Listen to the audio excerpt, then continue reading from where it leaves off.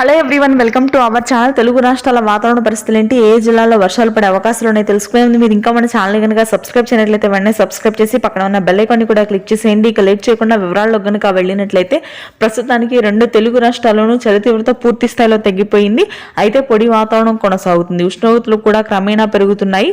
ప్రస్తుతానికి మధ్యాంధ్ర, ఉత్తరాంధ్ర జిల్లాల్లో ఫిబ్రవరి 15 తర్వాత తేలికపాటి వర్షపాతం నమోదయ్యే అవకాశాలు ఉన్నాయని వాతావరణ కేంద్రం వెల్లడించింది. ఈదురుగాలతో కూడినటువంటి వర్షాలు గుంటూరు, కృష్ణా, కోనసీమ, శ్రీకాకుళం, విజయనగరం, విశాఖపట్నం, తూర్పుగోదావరి, పశ్చిమ గోదావరి జిల్లాల్లో నమోదయ్యే అవకాశం ఉంది.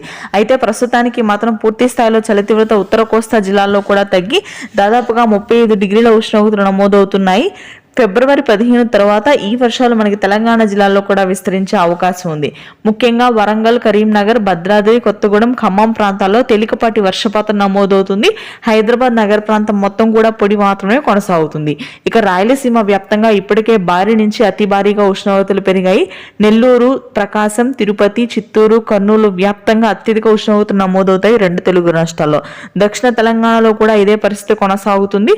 ప్రస్తుతానికి అయితే ఉత్తరాంధ్ర, మధ్యాంధ్ర మినహాయిస్తే అన్ని జిల్లాల్లో పొడి వాతావరణం, అత్యధిక ఉష్ణోగ్రత. ఇది ప్రస్తుతానికి తెలుగు రాష్ట్రాల weather update. Thanks for watching this video. Please do subscribe.